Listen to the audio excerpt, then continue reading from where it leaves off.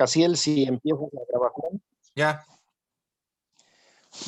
Buenos días a todas, a todos en toda nuestra extensión de Abya Yala del continente y los recibimos con mucho contento en nuestro corazón, en nuestro rostro.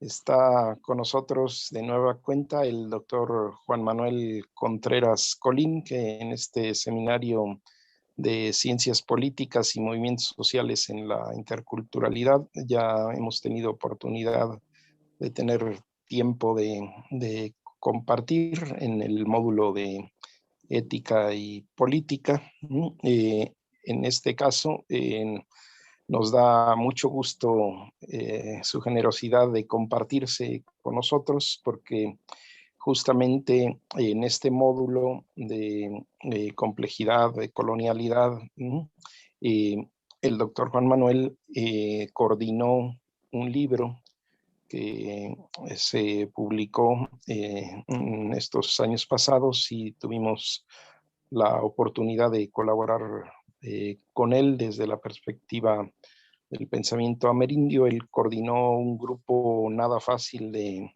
coordinar, un tanque de pensamiento, como dicen los gringos, ¿no? Donde estuvo el doctor Enrique Dussel, ¿no? Nuestro probablemente más grande exponente de la filosofía latinoamericana y fundamental para este seminario por el trabajo en filosofía política, economía política y ética, ¿no? De la liberación. Está también Fornet Betancourt en ese libro, que es un pensador cubano desde Alemania, ¿no? Está incluso, aunque es sobre eurocentrismo, también pensadores del centro, ¿no? Por ejemplo, en Alemania, ¿no? Hans Scheckelhorn, ¿no? Y también un austriaco en la zona andina, que es Josef Esterman, que piensa desde la perspectiva del Titicaca y los Andes, ¿no? Y un pensamiento también de Francesca Gargallo sobre feminismo, ¿no? Y eurocentrismo. Justamente también colaboró en ese texto al que ya tuvieron oportunidad de conocer en pantalla, que es Ramón Grossfogel, ¿no? Pues ahora tenemos la oportunidad de que comparta con nosotros en este seminario sus reflexiones el doctor Juan Manuel Contreras Colín, ¿no? Entonces, pues sin más, ¿no? Le damos la bienvenida para su exposición, y ya saben que también si en el proceso en cualquier momento se quiere hacer alguna intervención, pregunta, ampliación, es una dinámica de trabajo participativo, de educación popular. Entonces, pues adelante, Juan Manuel, todo tuyo el escenario. Pues muchas gracias, Peter. Antes que nada, agradezco la invitación nuevamente para estar con ustedes. Siempre uno recuerda estos tiempos de levantarse temprano los fines de semana para ponerse a estudiar, para hacer diferentes actividades que le gustan a uno. Y digo le gustan porque es importante hacer lo que a uno le realiza, y el tema del encuentro con la comunidad, las comunidades eclesiales de base centroamericanas y también mexicanas, en general latinoamericanas, tenían un canto muy bonito que ahora que estamos recordando cómo el CISEN investigaba a, a Monseñor Méndez Arceo. Hay un documental muy, muy interesante hecho por este proceso y por la UNAM, que valdría la pena revisar porque hace como un recuento de todos los procesos de los años 60, 70, 80, que ustedes como movimiento les ha de ser sumamente importante porque recuerda la genealogía de esa matriz y de esa motriz para el proceso de reivindicación de los derechos de los más pobres. Bueno, las comunidades eclesiales de base que lograron hacer un proceso de transformación revolucionaria importantísimas a tal grado de poner en jaque el modelo de iglesia hegemónico tradicional eurocéntrico, que va a ser uno de los temas que vamos a reflexionar, o el tema que vamos a reflexionar el día de hoy. Las comunidades eclesiales de base tenían un canto que decía: hoy me levanto muy temprano, ya me espera la comunidad, voy subiendo alegre la cuesta, voy en busca de tu amistad.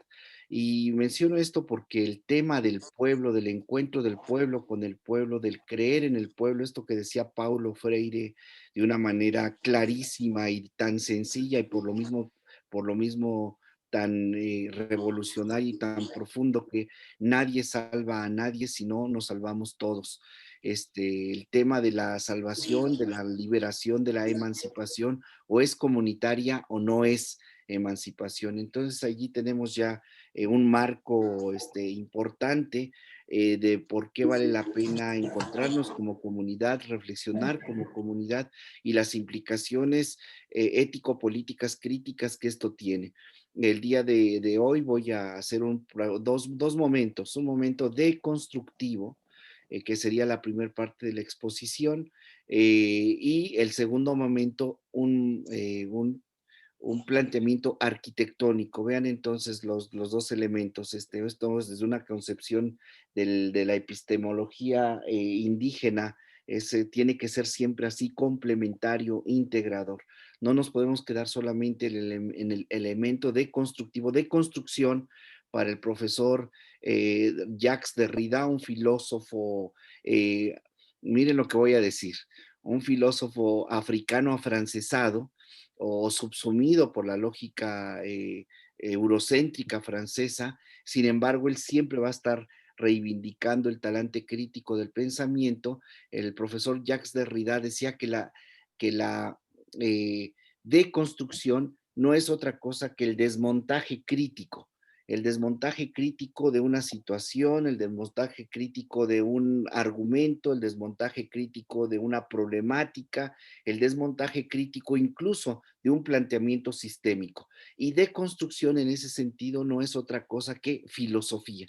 Si podríamos hacer algún sinónimo de la palabra deconstrucción dentro del pensamiento del profesor Jacques Derrida, no es otra cosa que filosofía, porque filosofía, y aquí me inscribo dentro de la tradición de la filosofía de la liberación, no es otra cosa también que dar razón crítica de la realidad, de construcción como dar razón crítica de la realidad. Y esto implica necesariamente ya un posicionamiento epistemológico, pero también un posicionamiento, y aquí voy a ir lento. El día de hoy, la vez pasada que estuve con ustedes iba, pero sí, muy rápido en la exposición. Ahora voy a ir muy lento porque lo que vamos a hacer es a construir, pero siempre que se quiere construir en serio se tiene que construir hacia abajo. Es decir, se tiene que construir con categorías, se tiene que construir con teorías que nos ayuden a fundamentar y a justificar argumentativamente, es decir, con pretensión de justificación racional, lo que estamos nosotras y nosotros planteando. Entonces, vámonos despacio. Les decía yo que para el pensamiento no es otra cosa, que la filosofía no es otra cosa que dar razón crítica de la realidad. Esta simple definición, compañeros, compañeras, ya está implicando, hay supuestos previos, presupuestos que están detrás de nosotros y que no podemos traer a colación una y otra vez porque no avanzaríamos en el planteamiento que estamos haciendo, pero ya están allí operando. Esto dentro de la hermenéutica se le conoce como el pretexto, es decir, la intención del autor de un texto. Por ejemplo, ustedes se llevaron les compartió el doctor Reigadas el texto de Eurocentrismo, teorías críticas y eurocentrismo. En ese texto hay un pretexto, aunque ese texto tiene un contexto, es decir, el contexto del autor del texto, pero ese autor del texto tiene una intencionalidad, ese es el pretexto. Menciono esto para que vean ustedes la problematización que tenemos que hacer para poder entender y poder comprender y poder interpretar lo que el otro, la otra me está diciendo. Resulta, y esto nos lo deja ver clarísimamente la teoría crítica del feminismo, que hay un planteamiento que se denomina interseccionalidad. La interseccionalidad no es otra cosa que aquel cruce que tenemos los humanos desde donde estamos ubicados, un cruce social, un cruce sexual, un cruce racial, un cruce socioeconómico, un cruce ideológico, un cruce religioso, un cruce político, etcétera, etcétera.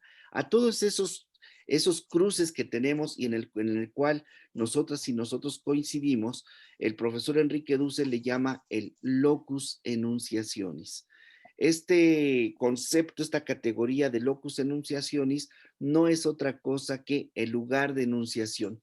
Es decir, desde dónde nosotras y nosotros estamos situados, desde dónde nosotras y nosotros damos razón de la realidad cuando ya somos personas críticas, o desde dónde nosotras y nosotros también encubrimos la realidad, porque eso ya implica una condición existencial. Eso es clarísimo para el profesor Heidegger, para el profesor Wittgenstein, para el profesor Benjamin. Bueno, Benjamin no llegó a ser profesor, por cierto, pero todos estos filósofos que van a tratar el tema del lenguaje, el tema de la hermenéutica, el profesor Gadamer, ya nos están advirtiendo que tengamos mucho cuidado. El lugar de enunciación, es decir, desde donde nosotras y nosotros estamos ubicados, ya condiciona y en muchos casos determina nuestra lectura de la realidad.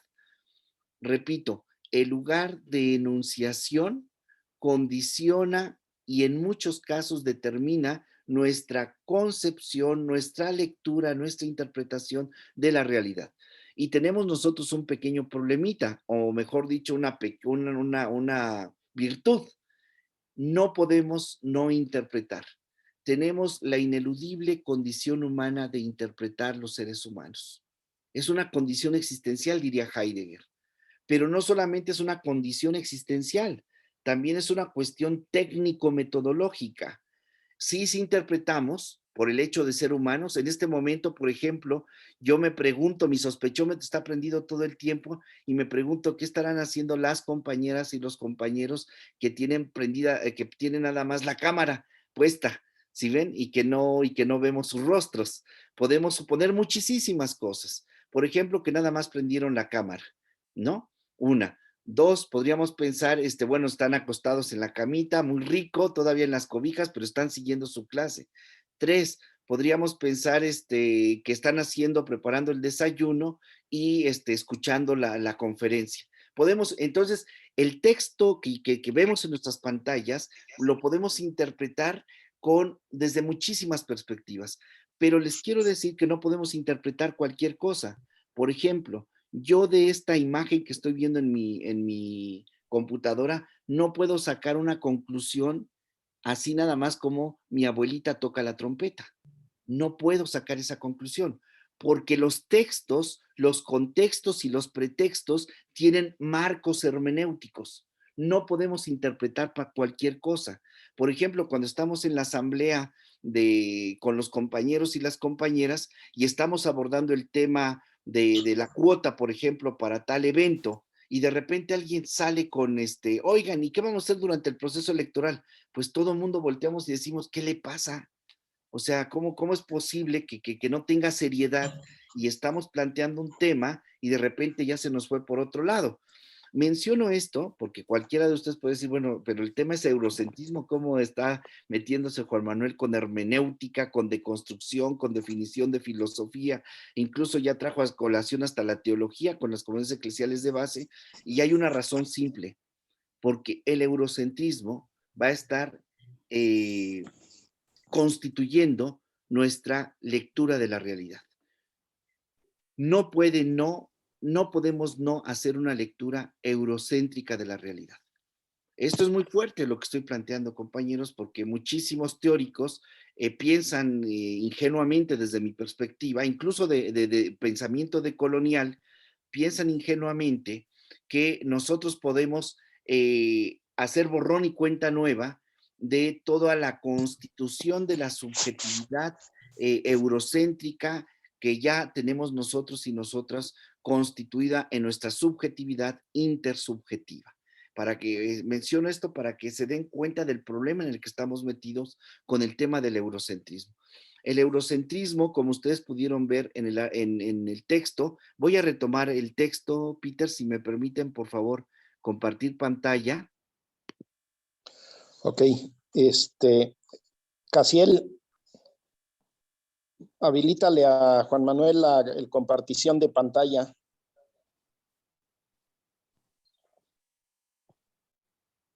Listo. Bueno, entonces, mientras me habilitan, continúo con la problematización. Ya está.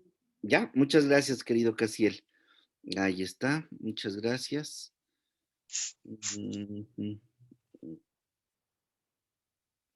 Déjenme ver, es que tengo que abrir este.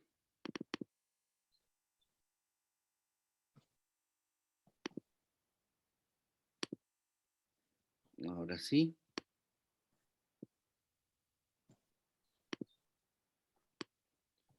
Estas maravillas que tenemos ahora de vernos, escucharnos y aquí estamos. Les comentaba entonces, me voy a ir al artículo primero que pues tuve yo la responsabilidad de trabajarlo, que es la que en realidad es justo lo que quería con este texto, como lo mencionó muy bien el doctor Reigadas, era quería yo que tuviéramos un texto accesible para todas y todos que nos permitiera comprender desde diferentes miradas, la mirada histórica, la mirada política, la mirada feminista, la mirada intercultural, la mirada también de compañeros y compañeras que desde el centro de Europa están pensando y criticando, deconstruyendo, fíjense el concepto, ya lo usé, deconstruyendo, es decir, desmontando críticamente el planteamiento eurocéntrico. Y miren cómo comienzo el texto. Digo, la ideología eurocéntrica, y aquí sospechómetro, cada concepto está, lo hemos reflexionado, lo hemos pensado, no está por demás, sino tiene una intencionalidad formativa y una intencionalidad política, porque lo que buscamos los académicos, los teóricos, los que estamos pensando temas, es que estamos buscando orientar la voluntad de las demás personas. Y eso no es otra cosa que política. La política es la orientación de las voluntades hacia un determinado planteamiento. Entonces, la ideología eurocéntrica, lo que estoy diciendo que el eurocentrismo es una ideología, es decir, es un planteamiento teórico que busca desde la perspectiva marxiana, o marxiana, no marxista, sino marxiana, es decir, desde el pensamiento de Marx, busca encubrir una realidad, busca presentar un aspecto de la realidad, negando, encubriendo, excluyendo otras miradas. La ideología eurocéntrica que irrumpió junto con la modernidad, entonces aquí ya tenemos un primer planteamiento muy, muy interesante. Dos planteamientos, diría yo. Se trata de una ideología y segundo, que esta ideología está profundamente vinculada a la modernidad. No se puede entender la modernidad sin el eurocentrismo y no se puede entender el eurocentrismo sin la modernidad. Pero a estos dos elementos les falta un tercero y ese tercer elemento es el capitalismo. Esta tríada, modernidad, capitalismo y eurocentrismo, van a ir siempre de la mano, van a ir siempre de la mano. Por eso es muy, muy importante y es casi un gran desafío desmontar, hacer deconstrucción, hacer un planteamiento crítico de el eurocentrismo si no tomamos al capitalismo y no tomamos a la modernidad. Son, digamos, es un solo Dios con tres personas. El Dios que los va a atravesar a esos tres elementos es el machismo. Eso va a estar antes, durante y después. Por eso, muchísimo cuidado con el tema de la crítica, de la teoría crítica del feminismo. Tenemos que tomarla muy en serio. No hay casi diferencia, compañeros, compañeras, entre un macho de izquierda y un macho de derecha. No hay diferencia. No hay diferencia, o sea, pues, es el mismo lugar de enunciación. Por eso el proceso de transformación revolucionaria o pasa por el pasarle el cepillo a contrapelo, diría Benjamin, a, a estos tres planteamientos, el eurocentrismo, el capitalismo, la modernidad y con ellos necesariamente al machismo o no corre o no corre, porque como van a ver ustedes en la exposición que estoy desarrollando, están agarrados, están amalgamados y esto solamente se puede desestructurar si logramos meter, como diría Benjamin, meternos, colarnos por una grieta y desde esa grieta seguir las consecuencias lógicas que se siguen. Y la teoría crítica feminista nos da elementos importantísimos que debemos, creo yo, hacer una asunción de ella para poder desmontar la triada y su condición previa, durante y después, que es el tema del machismo. La ideología eurocéntrica, pues, que irrumpió junto con la modernidad temprana del siglo XVI, aquí ya tenemos fechas ya claves. La modernidad nace a partir del 1492. 1492 en realidad todavía es el siglo XV, finales ya, cierre del siglo XV, pero es todavía siglo XV. En esta primera modernidad, como le llama el profesor Enrique Dussel, del siglo XVI, y que en el transcurso del siglo XVII y para adelante fue sistematizada teóricamente. Y allí fíjense como que qué interesante. ¿Cómo es posible que Europa, aquí ya empezamos con el desmontaje de la crítica al eurocentrismo? Europa, como ustedes pudieron leer en el artículo, supongo, yo espero que hayan leído todo al menos el primer artículo, Europa es una construcción ideológica. Europa ni siquiera es un continente. Y fíjense cómo nosotros desde la primaria, la secundaria, la preparatoria y la universidad, por eso cuando uno se pregunta con el tema de la clase media ahorita que está en discusión por los planteamientos del presidente de la República, cuando uno se pregunta, bueno, ¿por qué mientras más educación no tendríamos nosotras y nosotros que tener pensamiento, sujetos libres, autónomos, responsables, si tienen más educación? Y la respuesta es simple, porque el planteamiento que están recibiendo educativo no es crítico, es funcional, así de simple. Si hay una institución que forma y ha formado funcionalmente a la mayoría de estos países, pues son las grandes universidades de este país, que son eurocéntricas. No por el hecho de tener educación ya quiere decir que ese planteamiento ya es crítico. No basta con eso, o sea, no basta con que la gente se forme, que aprenda a leer y a escribir, como diría muy bien el profesor Lorenzo Meyer. Bueno, eso como condición de posibilidad para un primer despliegue está bien, pero no nos podemos quedar ahí porque la educación que se recibe es funcional a la lógica de reproducción del sistema hegemónico vigente, es decir, a su positividad. Es nosotras y nosotros somos formadas y formados dentro del ámbito de la lógica de reproducción del sistema hegemónico vigente en derecho, en política, en pedagogía, en teología, etcétera, etcétera. Metan todas las carreras posibles habidas y por haber. Mientras no hay una perspectiva crítica del abordaje epistemológico que se está haciendo, lo que vamos a hacer es a reproducir la lógica del sistema hegemónico vigente.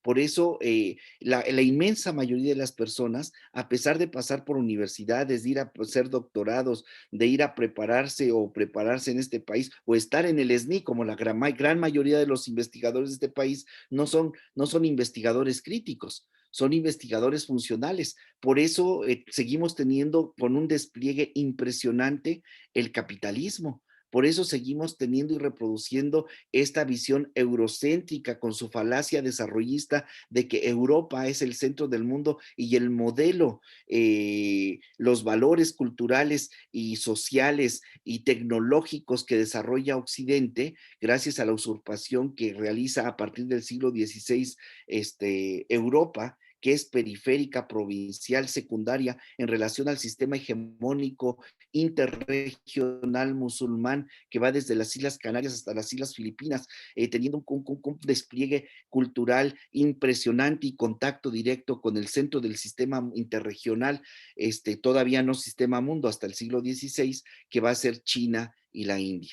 Entonces, voy planteando todo esto para que vean ustedes lo complejo ¿qué diría yo? Lo desafiante que es desmontar el planteamiento eurocéntrico de nuestra cabeza, de nuestras pasiones, de nuestras pulsiones, de nuestras fantasías, de nuestra erótica, de nuestra teológica, de nuestra económica, de nuestra política, porque está ahí operando, es el elemento constitutivo, porque lo mamamos desde casa. Desde casa recibimos, por ejemplo, los valores de una religión como el cristianismo, que ya de entrada, no porque el cristianismo en sí mismo sea eurocéntrico, todo lo contrario. Van a ver si me da tiempo de construir un poco el planteamiento del cristianismo y voy a mostrar que el cristianismo no, al contrario, no es eurocéntrico, al contrario, desmonta y denuncia el tema eurocéntrico, pero es una lectura crítica del cristianismo. Al igual podríamos hacerlo de la economía, lo podríamos hacer de la erótica, lo podríamos hacer de la pedagógica, etcétera. Bien, retorno al texto. La ideología eurocéntrica que rompió con la modernidad temprana del siglo XVI y que en el transcurso del siglo XVII, del siglo XVIII fue sistematizada teóricamente, ha dejado de ser, vean, aquí yo ya estoy en una discusión con el profesor Enrique Dussel, dice, ha dejado de ser en el actual contexto mundial, cito, un componente enmascarado sutil que subyace en general debajo de la reflexión filosófica y de muchas otras posiciones teóricas del pensamiento europeo y norteamericano. Para nuestro querido profesor Dussel, el eurocentrismo es un componente enmascarado sutil. Es como en este vaso de agua, hubiéramos puesto nosotros unas gotitas de una sustancia también transparente. Y entonces ese es el eurocentrismo. Y como esa sustancia ya está en este recipiente cultural, entonces cuando Juan Manuel se lo toma, ya se tomó el eurocentrismo.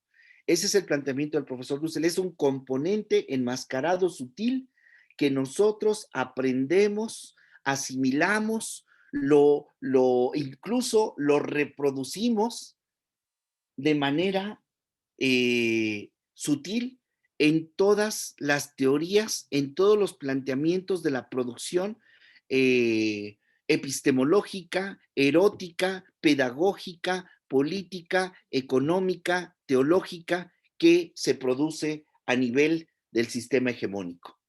Ya lleva ese componente enmascarado sutil. Lo que yo digo es que ya no es un componente enmascarado sutil, que eso es lo más tremendo ahora, sino que se trata de digo aquí, dentro del ámbito filosófico, ese desplazamiento ya no es un componente, sino que mediante complejos procesos sociohistóricos y sin rubor alguno, se ha convertido ese componente en la posición teórica hegemónica de Occidente.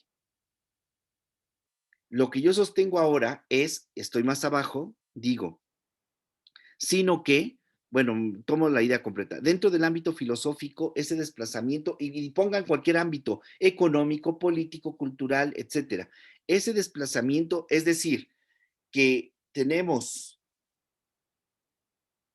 contenidos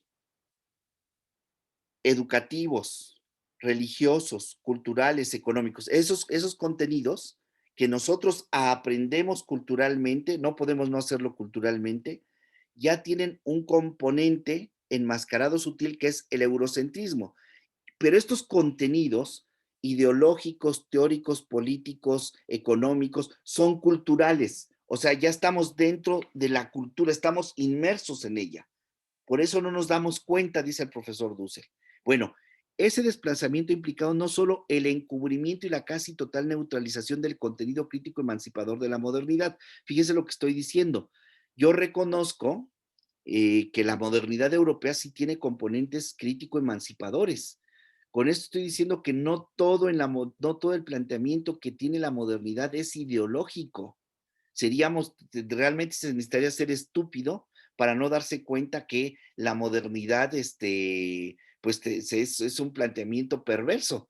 Si no tuviese componentes emancipadores, sino que está también la modernidad, tiene estos dos componentes también. Tiene el componente crítico emancipador, por ejemplo. Voy a mencionar uno así nada más que me viene de bote pronto. Kant. Kant dice, retomando el planteamiento latino, aude sapere, atrévete a pensar. Ese planteamiento es crítico emancipador.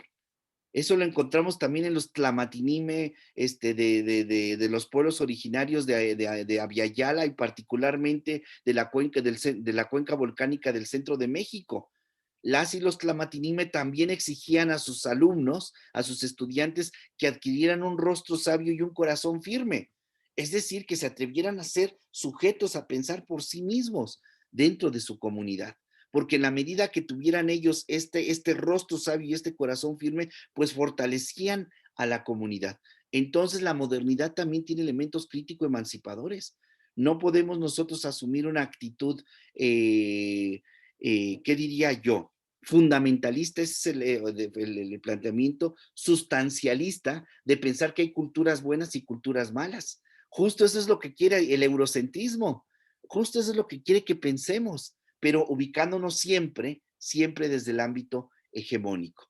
Entonces, dentro del ámbito filosófico, ese desplazamiento implicó la casi total neutralización del contenido crítico emancipador de la modernidad europea, sino sobre todo y principalmente identificar la ideología eurocéntrica con la filosofía, de tal modo que el eurocentrismo ha llegado a ser, este es el tema mío, ha llegado a ser la atmósfera que tematiza, orienta y constituye las posiciones teóricas y filosóficas acríticas, tanto del centro académico hegemónico europeo y estadounidense, como de sus sucursales dependientes ubicadas en la periferia. Yo sostengo que el eurocentrismo no es el componente enmascarado sutil que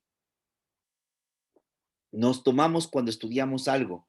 Yo estoy diciendo que el eurocentrismo es la atmósfera en la cual ya nos encontramos nosotros y por eso nos resulta tan difícil liberarnos de ella. No solamente está en planteamientos teóricos, metodológicos, epistemológicos, científicos, técnicos, sino está en die Lebenswelt, dirían los alemanes, es decir, en el mundo cotidiano de la vida, desde la relación asimétrica que tenemos en relación a la otra, al otro, en relación a la mujer, en relación a la naturaleza, en relación a mi adversario político. Entonces, vayan viendo, compañeras, compañeros, cómo el planteamiento eurocéntrico que presupone que los valores culturales, esto es muy importante, el planteamiento eurocéntrico tiene un supuesto previo, un presupuesto que está atrás que no vemos. ¿Cuál es ese supuesto previo? Que se afirma que los valores culturales, los principios sociales, el modo de organización económica, política, religiosa, que se han gestado en Europa, y aquí hay que prender el sospechómetro porque van a ver ustedes que no solamente en Europa, sino que incluso Europa ha despojado a otras culturas de este tipo de valores. Bueno, este tipo de principios, valores culturales situados geográfica, política y culturalmente en esta región cultural denominada Europa, que no es un continente, son estos valores que se han denominado occidentales, constituyen o son modelos, son prototipos, patrones universales. Así de simple y de complejo es el planteamiento eurocéntrico.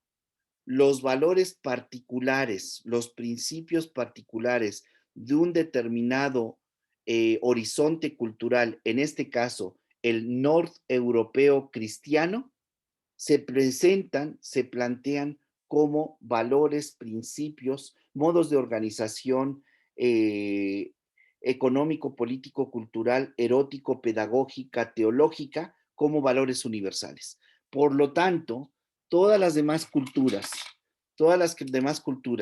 que no pertenecen a este horizonte de comprensión del mundo de la vida, tienen que aspirar a producir, reproducir, conservar y desarrollar, es decir, desplegar esos valores culturales, esos valores económicos, esos valores políticos, esos valores religiosos. Esto porque son universales, es decir, son para todas las culturas aquí y donde quiera que nos ubiquemos nosotras y nosotros. Entonces, hasta aquí me gustaría hacer un corte para ir viendo pues cómo vamos y con base en eso, pues ir clarificando algunas dudas, porque ustedes ya leyeron el texto. Esto a mí me pareció muy importante cuando me comentó el doctor Reigada si se podía compartir el texto, bueno, exclusivamente para este equipo, para este grupo. Le dije, no hay ningún problema porque yo espero reacciones. Estamos apenas con la definición de lo que es el eurocentrismo. Hasta aquí, ¿alguna pregunta o comentario? Me gustaría alguna reacción de las compañeras, de los compañeros. Recuerden entonces el vínculo necesario entre eurocentrismo, capitalismo y modernidad. Esto va de la mano. Los tres tienen antes, durante y después algo que los atraviesa. Y no solamente a la cultura europea, sino en general a todas las culturas, que es el tema del machismo. Allí está como un subtexto, diría el profesor Reigadas. Ahora bien, se trata de una posición ideológica, es decir, un planteamiento teórico que busca fundamentar y justificar con pretensión de universalidad una postura que presupone ética, una postura ética, epistemológica, política, erótica. Esto está clarísimo en el texto de Freud. Está clarísimo en el tema de Eros y civilización del profesor Marcuse, o sea, cómo incluso es tan fuerte que nos constituye en lo más íntimo. Por eso les digo que no nos lo podemos quitar.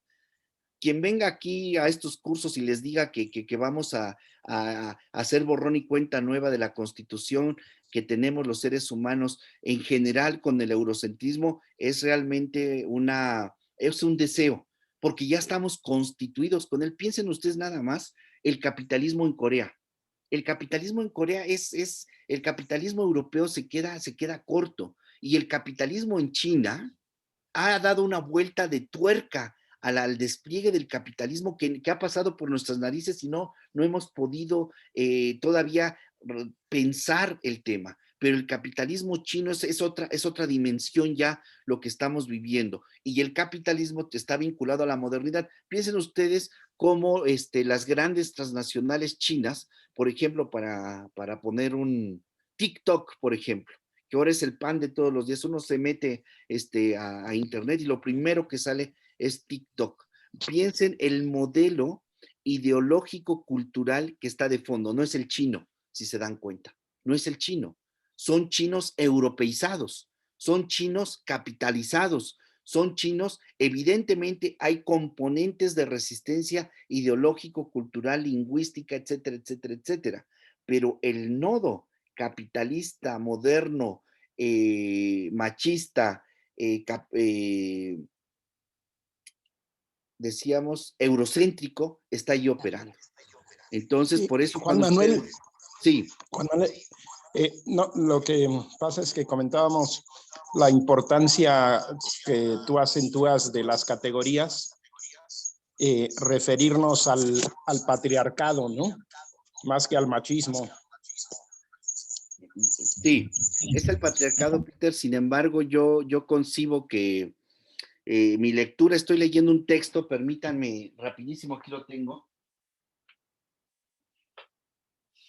que se los recomiendo muchísimo, muchísimo, muchísimo. Se llama 5000 años de misoginia, de Patricia Segués, y lo que hace esta autora, toma el tema del tema del patriarcalismo, y cómo, pero el patriarcalismo se cristaliza, el patriarcalismo es violento, Y eso lo vemos clarísimamente en el tema, por ejemplo, religioso, cómo las diosas desaparecen y cómo viene un planteamiento de posicionamiento de las deidades masculinas androcéntricas, y a partir de allí toda una narrativa que fundamenta y justifica teológicamente el sometimiento de la mujer. Y ahí es cuando ya el planteamiento machista, van de la mano, Peter. Yo no puedo concebir una visión patriarcal que no sea machista, porque es violenta en última instancia.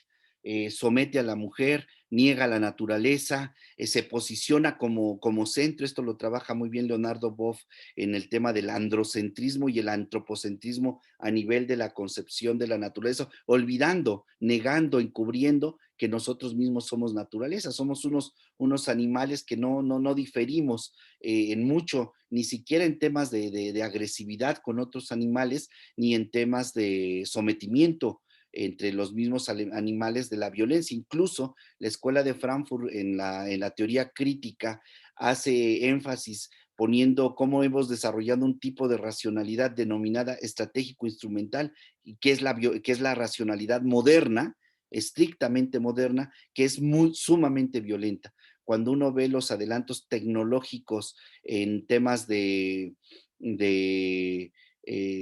la industria militar, se sorprende uno completamente. Esto que tenemos ahorita nosotros, el profesor Virilio demuestra cómo el Internet es un desarrollo tecnológico militar, y la miseria de Internet que tenemos nosotros va 25 años atrasado con el Internet del Pentágono. En este momento nos pueden estar viendo sin ningún problema, identificarnos donde estamos, ver la placa de nuestro auto. O sea, el tema de la tecnología, pensando que el desarrollo tecnológico es desarrollo humano, es una de las falacias de la modernidad burgués capitalista. Y la violencia concomitante que está allí, la asumen, la manejan y la despliegan principalmente los hombres, porque nos permite tener un lugar de privilegio en relación a las compañeras. Esto no es nada nuevo, esto lo deja también muy claro Buffett, gran, exitoso especulador, pero al mismo tiempo amante de la humanidad, cuando dice guerra de clases, pues sí, nosotros la hacemos y mi clase la va ganando. Entonces, depende de dónde estamos: violencia económica, violencia política, violencia emocional, violencia sexual, violencia racial, y nosotros, si lo revisamos, si revisamos nuestras prácticas cotidianas en los hogares, hay un nivel de violencia tremendo cuando tenemos ya unos lentes críticos que nos permiten darnos cuenta que el patriarcalismo no está de ninguna forma. Ya el simple hecho de hacer un planteamiento patriarcalista ya implica un posicionamiento de una relación asimétrica, ¿no? Entonces, estoy de acuerdo con lo que dices, hay que clarificarla categorialmente, pero ya el patriarcalismo implica ya tiene el supuesto previo de la violencia que se encubre categorialmente. Bien, ¿alguna otra observación o pregunta que tengan, compañeros? Estamos nada más ahorita con la primer parte, la definición y la contextualización y la pretextualización de lo que es el eurocentrismo.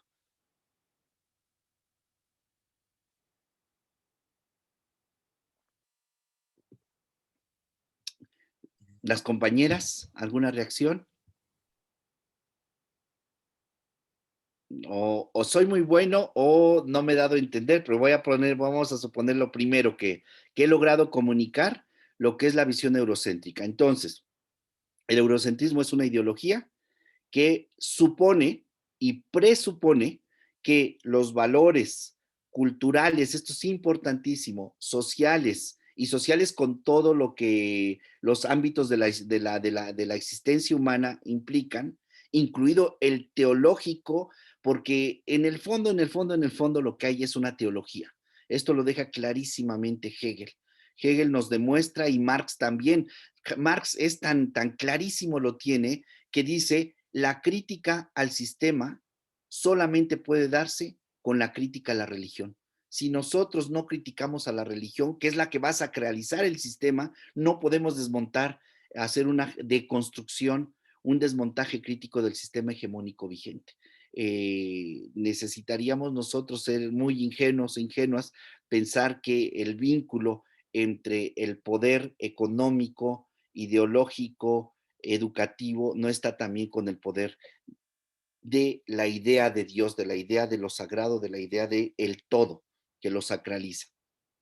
Bien, entonces estos modelos que se nos han propuesto como universales no son otra cosa que modelos culturales de un determinado núcleo ético mítico que yo denomino indo, persa, hitita, eleático, latino, europeo y cristiano. Cristiano ya por todo el proceso de apropiación que hace Europa.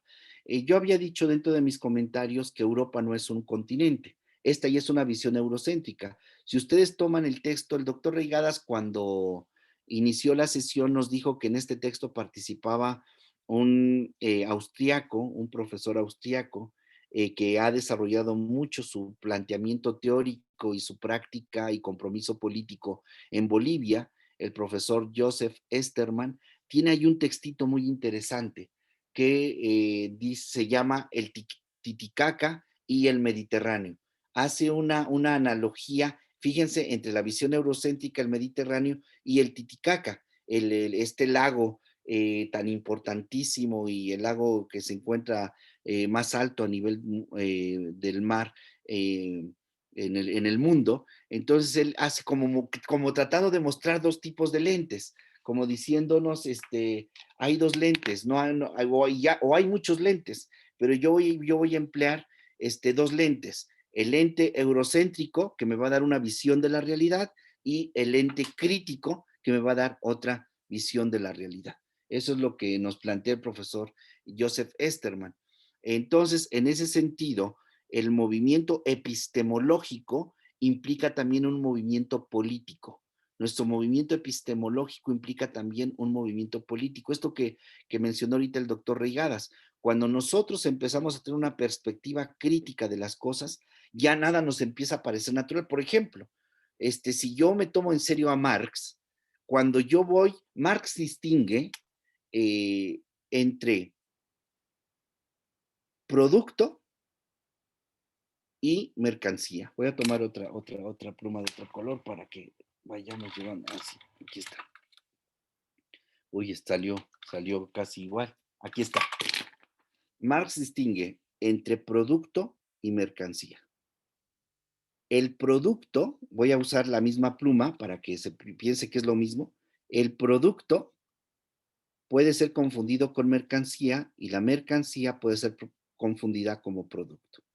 El producto es aquel objeto que dentro de la lógica de producción, de un medio de producción elaborado y creado por medio o transformado por medio de la acción humana, de un trabajo que se objetiviza en este producto, cuando sale de la fábrica y llega al mercado, deja de ser producto y se transforma, aunque pareciera que es el mismo, aquí está, aunque pareciera que es el mismo, no es el mismo, sino que ahora ha adquirido otra naturaleza, dice Marx. Esto es mercancía. La mercancía ha adquirido autonomía del sujeto que la produce. Ya no está más el sujeto que la produce, es decir, el trabajador, el obrero, la obrera. Ahora tiene una autonomía y esto es el fetichismo, es el fetiche, dice Marx. Empieza a tener autonomía y se convierte, imaginen ustedes así como con las caricaturas, imaginen que cuando nosotros vamos al súper, lo que encontramos son monstruitos que nos están diciendo, cómprame, llévame, consúmeme. Esa es la mercancía, ya no es más el producto. Menciono esto porque eso es lo que ocurre con la teoría crítica.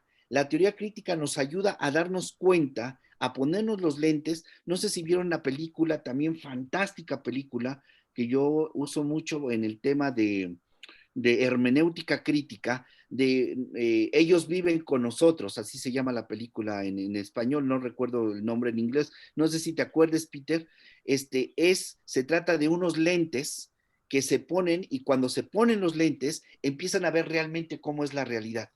Y entonces ya no se ven personas, sino se ven una especie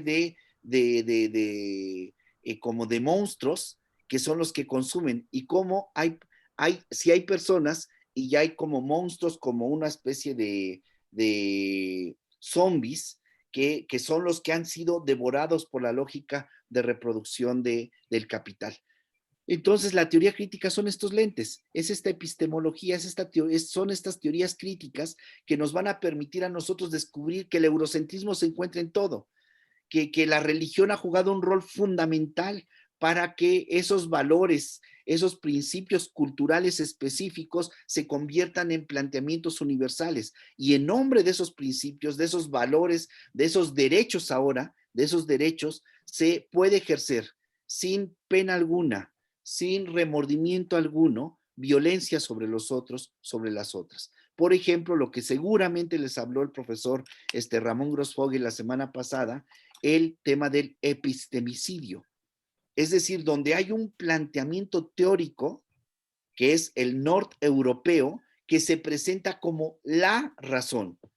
Y esta razón que es violenta por ya el simple hecho de presentarse como la razón, y este es el tema un poquito, Peter, con el tema del patriarcalismo, presentarse como la razón, el modelo, el patrón, ya implica necesariamente violencia, porque está implicando una especie de relación asimétrica con los demás, con las demás culturas, con las demás visiones, con las demás tradiciones. Y esto lo encontramos en todos los ámbitos de la vida. Es parte, y esto está porque está presuponiendo la epistemología eurocéntrica, presupone y parte de un principio fundamental que se va a desarrollar a lo largo de muchísimos siglos,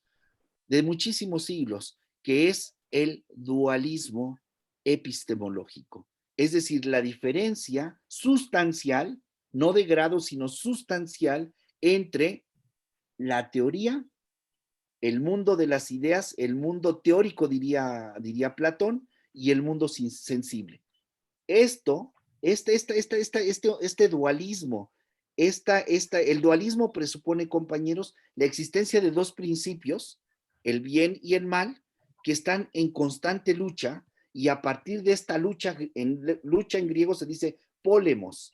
A partir de este principio de la lucha viene el despliegue de la realidad, es decir, la realidad que nosotras y nosotros vivimos no es otra cosa que un despliegue de esta lucha entre dos principios antagónicos, el bien y el mal. Pero este planteamiento epistemológico de lo teórico y lo práctico, de la teoría y la práctica, del mundo racional y del mundo sensible, tiene consecuencias en todos los ámbitos de la vida. En el ámbito teológico es Dios y el mundo. En el ámbito erótico es lo masculino y lo femenino. En el ámbito económico es el rico y es el pobre. En el ámbito teológico es el cura y es el pueblo. En el ámbito sexual es lo masculino y lo femenino. Y así nos vamos con toda una visión del mundo escindida. En el ámbito antropológico, vean qué cosas, es el alma y es el cuerpo. Y entonces, claro, como yo soy un buen cristiano, burgués capitalista, reformado, no tengo ningún empacho de explotar a alguien, porque incluso es un signo de que yo soy predestinado para la salvación. Esto lo deja clarísimo Pedro, ¿no?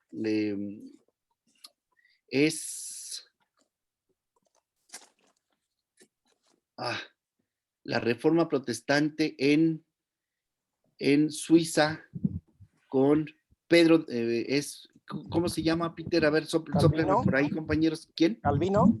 Jean Calvin, exactamente. Calvino, miren qué tremendo, para que vayan viendo la visión tan tremenda. La Iglesia, desde su origen,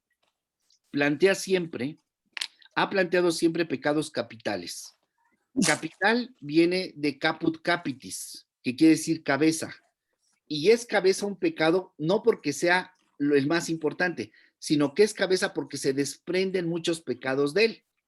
Hay 7 pecados capitales dentro de la Iglesia católica, que antes no era católica, esto es muy, muy importante, era la cristiandad, punto. Hasta antes de la Reforma Protestante, siglo XV, adelante del siglo XVI, no existe el catolicismo y no existe el protestantismo. Lo que existe es la cristiandad. Bueno, para la cristiandad, los pecados capitales, los grandes pecados más importantes son 7.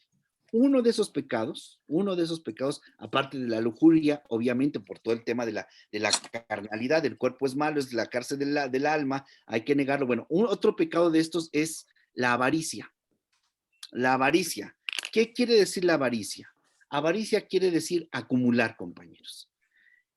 En el despliegue del capitalismo, vean cómo todo está interrelacionado. En el despliegue del capitalismo, cuando empiezan a dar cuenta los cristianos, los buenos cristianos, que estaban acumulando riqueza, necesitan una teología que justifique y fundamente que acumular riqueza no es pecado capital.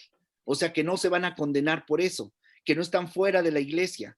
Entonces, Calvino, que es un gran teólogo, se avienta una reflexión teológica importantísima mediante la cual va a darle la vuelta al asunto y de un pecado capital va a ser una virtud. Por ejemplo, el tema de la predestinación del alma para la salvación. ¿Cómo se inventa esto Calvino? Lo explico rapidísimo porque tiene que ver con todo el planteamiento eurocéntrico, porque justo, yo les decía, el eurocentrismo va agarrado del capitalismo, y por eso cualquier persona, burgués capitalista, no tiene ningún remordimiento en aumentar su tasa de ganancia, que pasa necesariamente por la explotación del trabajo no pagado al trabajador, es decir, por la explotación. Entonces, ¿dónde está la justificación teórica, teológica? Bueno, Calvino, lo que va a hacer es decir, los seres humanos están predestinados. O sea, hay salvación para unos y hay condenación para otros. Ustedes se pueden pitorrear de ese planteamiento, pero vean lo teórico, vean lo importante que el planteamiento es serio. Dice Calvino, ¿cómo sé cuando una persona, y voy a usar un color simbólico, vean, esto también es eurocéntrico, ya aquí vamos viendo, ¿cuándo sé cuando una persona es buena y ya está destinada a la salvación y cuando una persona es mala y está destinada a la condenación? Dice Calvino, Dios, en su infinito amor, nos llama a los seres humanos. Es decir, cada uno de ustedes y cada una de nosotras tenemos una vocare, una vocatio, una vocación, un llamado. Tenemos un llamado a realizarnos plenamente, a ser felices. Ese es nuestro llamado. En la medida que nosotras y nosotros respondamos a ese vocatio, vocatio es el participio pasivo de un verbo latino vocare. El verbo vocare es llamar, vocatio es llamado. Yo tengo el llamado. ¿Quién me llama? Me llama Dios, me llama la naturaleza, hay un llamado a que yo sea feliz. Ahora, ¿cómo sé yo que soy llamado y que estoy respondiendo a ese llamado? Y ahí entra Calvino. Dice Calvino que nosotros tenemos la certeza de que somos llamados. Aquí es muy importante el alemán, porque en alemán llamar se dice rufen. El verbo en alemán es rufen. Rufen es llamar. De rufen se desprende una palabra beruf. Beruf quiere decir en alemán profesión. Dependiendo mi profesión, yo me voy a dar cuenta si soy un hombre feliz. Y si soy un hombre feliz es porque me va bien. Entonces, si yo tengo éxito en mi profesión, si yo puedo, como comerciante, aumentar mi ganancia, es signo de que Dios me predestinó a la salvación porque me va bien en mi beruf, en mi llamado. Beruf está compuesto por dos palabras. Profesión en alemán está compuesto por dos palabras. Rufen, llamado, y Fer o Beruf. Fer implica siempre en alemán transformación, cambio. Es decir, que es un llamado que transforma, que cambia. Entonces dice Calvino que nosotros tenemos la certeza de que somos predestinados a la salvación de Dios cuando nos va bien en nuestra profesión. Entonces, si yo soy un un comerciante, si soy un burgués y me va bien en mis negocios, es que Dios me está bendiciendo. Y entonces mientras más acumulación tengo, es que más bendecido soy por Dios. Ahí está el planteamiento ideológico. ¿Ven cómo el tema de un pecado capital se transforma en una virtud? Y entonces eso es lo que llama muy bien el profesor Max Weber la ética protestante y el capitalismo. Entonces se necesita todo un sistema que venga a fundamentar y a justificar desde diferentes ámbitos el ámbito erótico sexual, por ejemplo, dentro del planteamiento burgués capitalista. Eso lo describe perfectamente Freud en su planteamiento de lo que es el machismo, que no es otra cosa que la completud del ser humano. El único completo, el único pleno es el hombre. ¿Por qué? Porque el hombre tiene pene y entonces es el completo. La mujer siempre va a tener esta envidia del pene y por lo tanto la mujer siempre va a ser como una distorsión de la naturaleza. Esa distorsión de la naturaleza se va a reflejar en una pasividad en los ámbitos de la vida, particularmente el sexual. Esa pasividad lo que va a hacer es que ponerla en un nivel de objeto sexual. Y así podemos ir revisando cada uno de los diferentes aspectos de la realidad. Entonces, todo esto, el eurocentrismo nos plantea estos valores que estoy proponiendo, por eso les decía, son los valores culturales. Y uno de esos valores es lo religioso, lo económico, lo político, el tema de la representación. Ustedes que están metidos en el tema, compañeros, ¿cómo opera el dualismo político? En esta perversa concepción de la participación y la representación, como dos elementos antagónicos que una vez que viene la representación del líder, del coordinador, del animador o específicamente del diputado, del secretario, del presidente, se deslinda de la comunidad política y entonces se plantea en una situación asimétrica. Y entonces allí viene el dualismo político, está operando. No es así, no es así. Hay otras tradiciones de pensamiento y esto es lo importante dentro de nuestro planteamiento y seguramente lo han venido abordando. No, la visión eurocéntrica no solamente no es la única ni la mejor concepción de la organización del mundo de la vida. No es la única ni la mejor. Hay planteamientos, por ejemplo, la taza de baño. Ahorita sí me vino, la taza de baño. Uno podría pensar que en la taza de baño hay todo un diseño y hay diseño. Eso se llama semántica del diseño. Es decir, cómo está organizado ese objeto que yo sé cuándo me siento y qué es lo que tengo que hacer allí y que hay una palanquita y incluso está hecho de tal cerámica y con tal material, porque no se puede romper así nada más que llegue alguien con un sobrepeso y lo rompa. Tiene que tener un determinado recubrimiento, porque si no tiene el recubrimiento, inmediatamente se haría allí sarro y de por sí se hace sarro, etcétera, etcétera. Lo que quiero decir con todo esto es que allí hay ejercicio de racionalidad, pero esa racionalidad es estratégico instrumental. ¿Por qué? Porque no está poniendo como criterio, por ejemplo, el tema de la vida humana como centro. ¿Y por qué no le está poniendo esa taza del baño? Miren que tiene que ver con una necesidad humana. ¿Por qué no está poniendo? Porque imaginen el nivel de desperdicio de agua limpia que implica ese instrumento.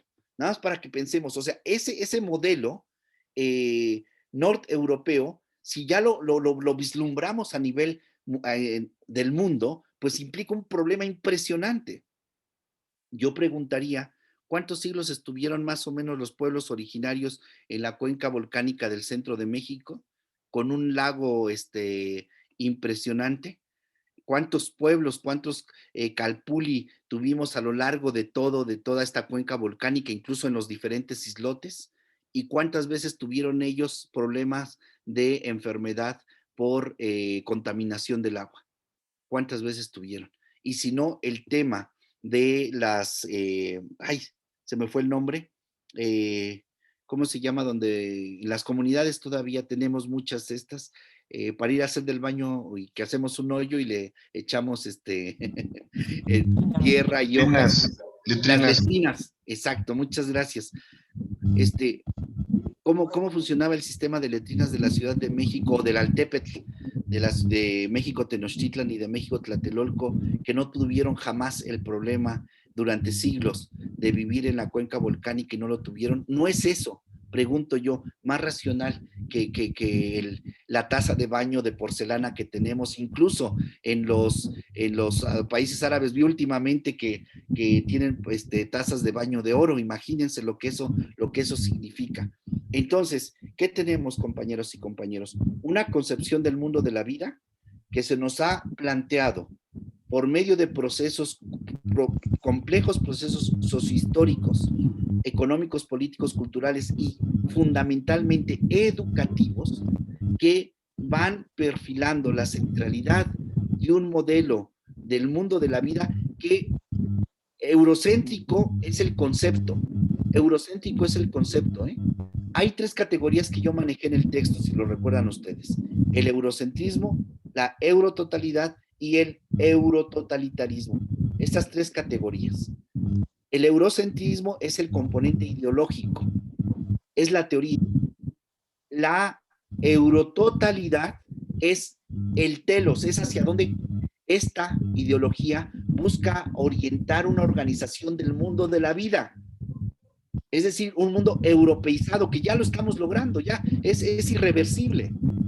Pero esto pasa necesariamente, y esto es sumamente grave, bueno, el simple hecho de ya plantearse un mundo así, pero esto pasa necesariamente por el eurototalitarismo, es decir, la acción de la violencia, de la imposición de ese telos, la eurototalidad, con su discurso hegemónico, el eurocentrismo, en todos los ámbitos de la vida. Se ejerce violencia, y por eso muy bien el profesor Ramón Grossfogel habla de epistemicidio, la muerte, el homicidio de las visiones teóricas del mundo, que no es la eurocéntrica, porque en sí misma se plantea que es la visión. Y yo hablé del capitalismo en Corea, y hablé del capitalismo en China, y podemos hablar del capitalismo en Rusia, y podemos hablar del capitalismo en México, y del capitalismo en la isla de Hawái. Es una atmósfera, es lo que yo decía al principio, es una atmósfera, y esa atmósfera constituye nuestra realidad. Retomo el texto. De ampliación. Sí, adelante, por favor. Es que creo que es importante en esta construcción, conforme vamos avanzando, ya este es el 3er módulo, desde el eurocentrismo y la crítica al eurocentrismo, como el lugar desde el que se habla, ¿no?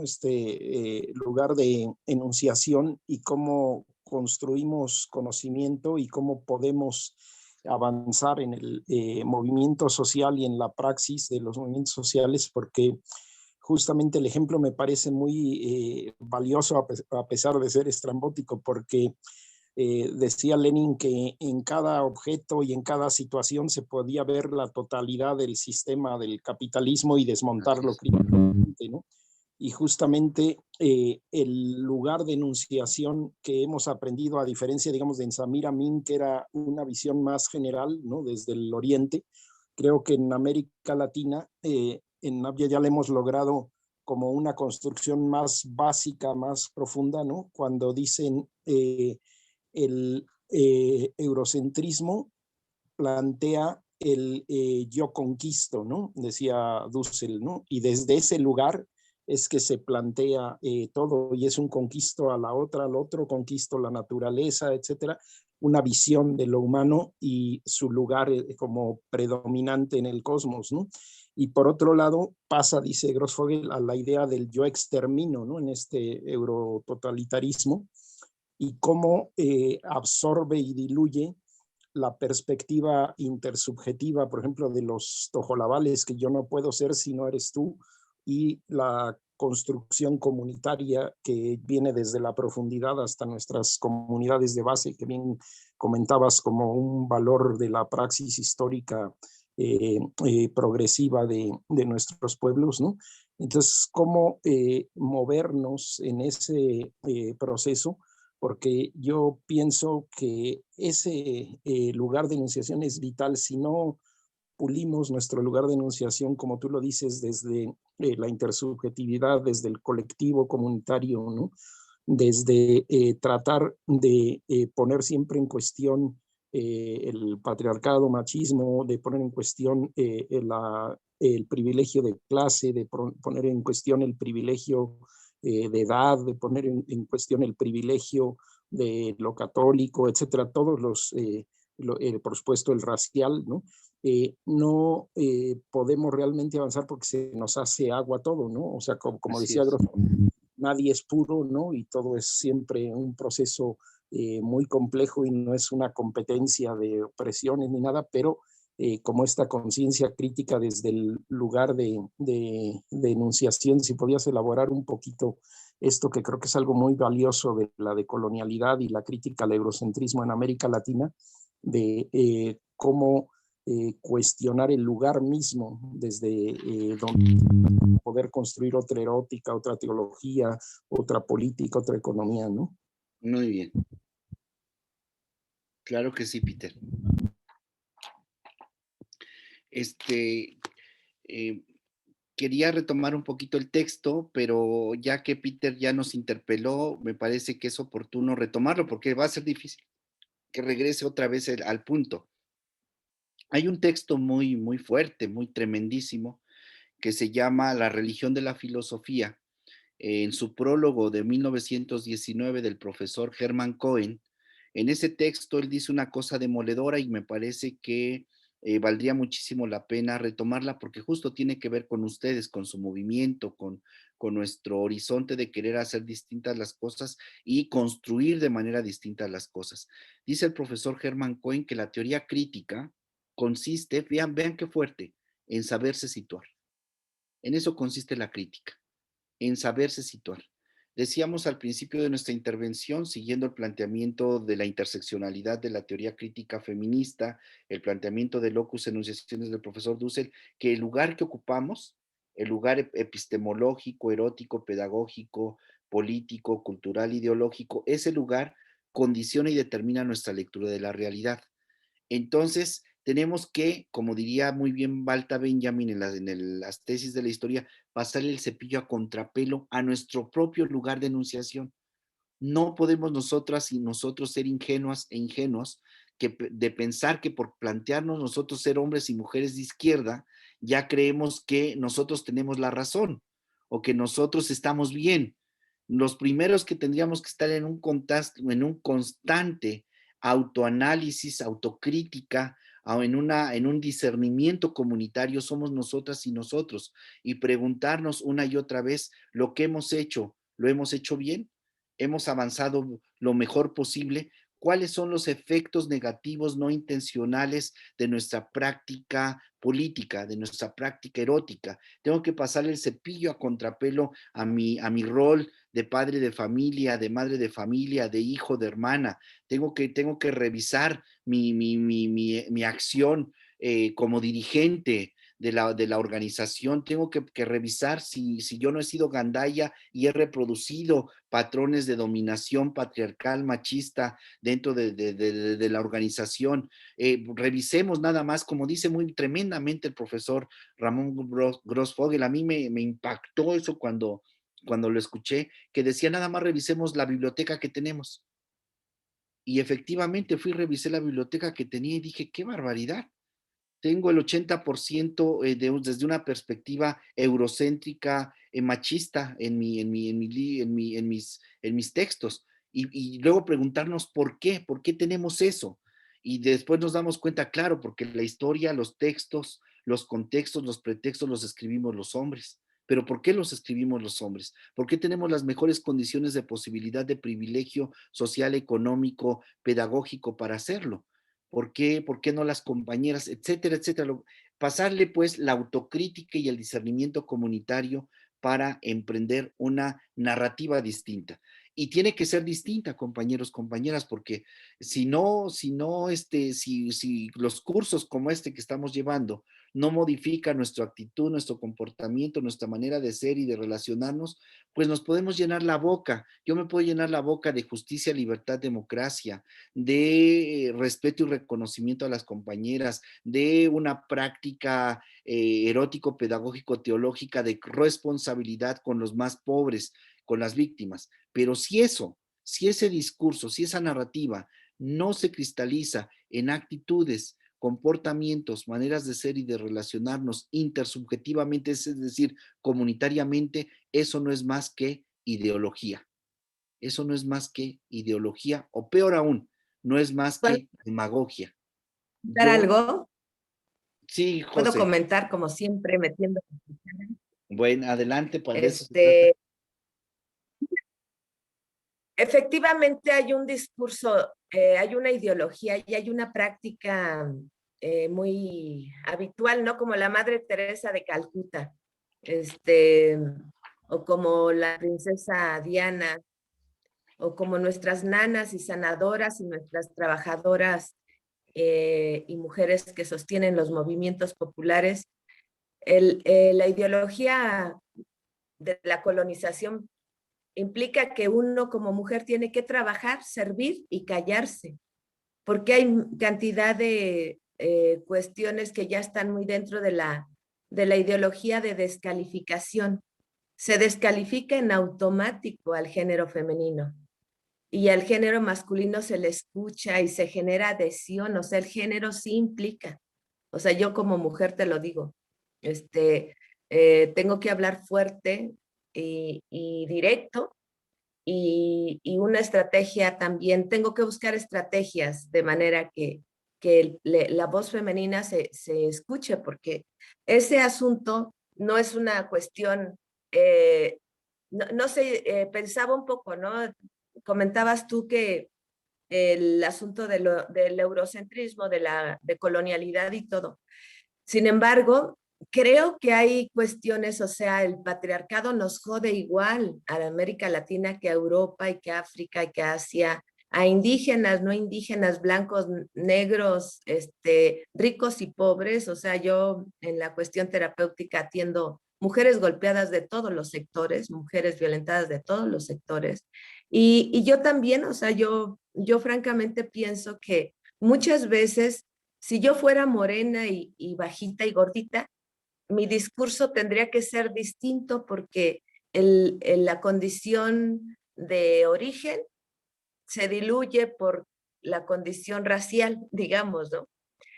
La condición académica me exige más como mujer que a cualquier hombre, algo que yo he peleado mucho y lo he peleado por una cuestión de género, no lo he peleado por una cuestión de prestigio, porque realmente a mi edad tengo más de lo que hubiera imaginado y de lo que hubiera aspirado, ¿no?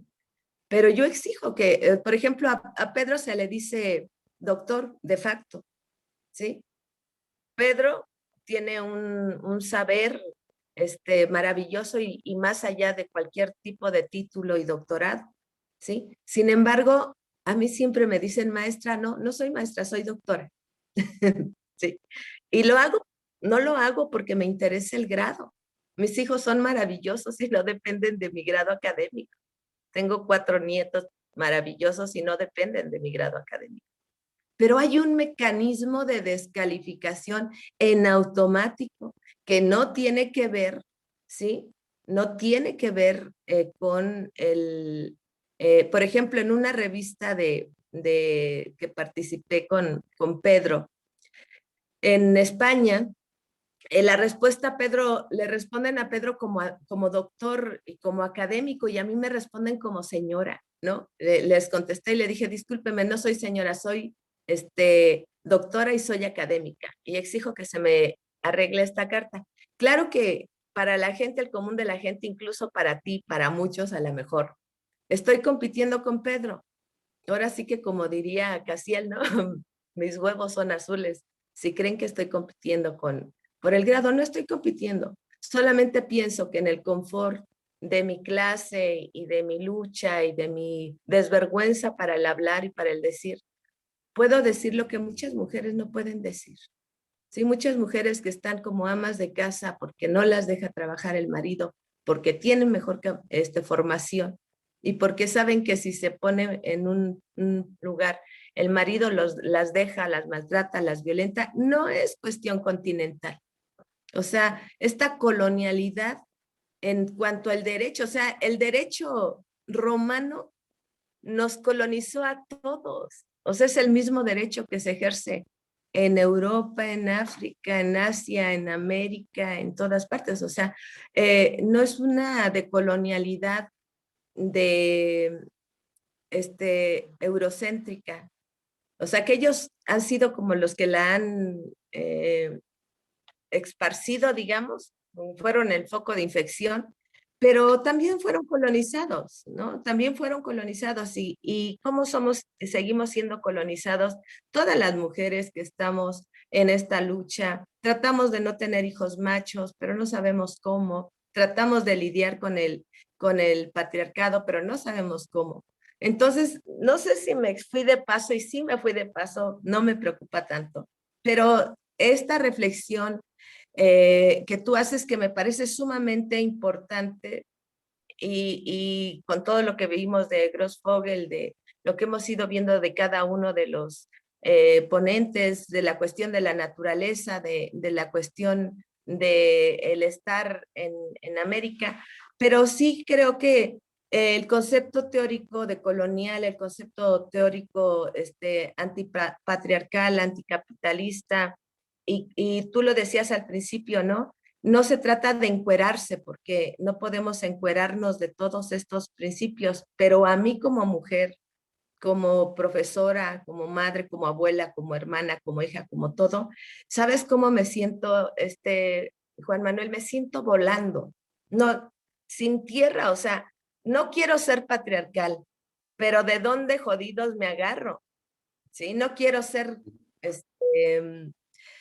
no quiero reproducir el capitalismo, pero ¿cómo le hago? O sea, eso es en un proceso, parte de lo que te pregunto desde esta posición, ¿dónde podemos poner los pies como grupos, como profesores, como personas? Si soltamos o si nos hacemos conciencia de todo esto, ¿realmente es el eurocentrismo o es más para atrás, ¿no? Desde antes de, ¿realmente es el cristianismo? Yo creo que es más para atrás. No sé cómo ves, perdón, ya no vuelvo No, a participar, discúlpenme. no vuelvas a decir eso de perdón, José, al contrario. Doctora No, Josefina, no vuelva a decir eso. dos cosas me gustan, dos Este, cosas decir sí, mucho en la vida. Perdón y gracias, porque siento que, como lo decías, ¿no? Decías, ¿cuántos de nosotros no hemos pasado por encima de los demás? Todos. Así que perdón siempre será mi palabra. Si no me perdonan, ya es su decisión. Pero perdón y gracias. muy bien, José. Justo, yo creo que pusiste el tema de lo que estoy planteando. Estamos tan constituidos en nuestra subjetividad que si empezamos a quitar todo, pues nos vamos a quedar desfondados. Y entonces viene como la frustración. Y tienes también razón, José, somos nosotras y nosotros responsables y corresponsables. Nadie absolutamente puede decir, no es problema mío. Claro que es nuestro problema. El tema de la violencia doméstica no es problema de los violentos que están en aquella casa, que viven allá enfrente, no, es nuestro problema. El tema de la contaminación del agua es un problema estructural que tiene que ver con la planificación urbana y por lo tanto no es mío, sino es del gobierno en turno, no, es nuestro problema. Lo que estoy planteando es justo que no podemos decir yo no soy responsable.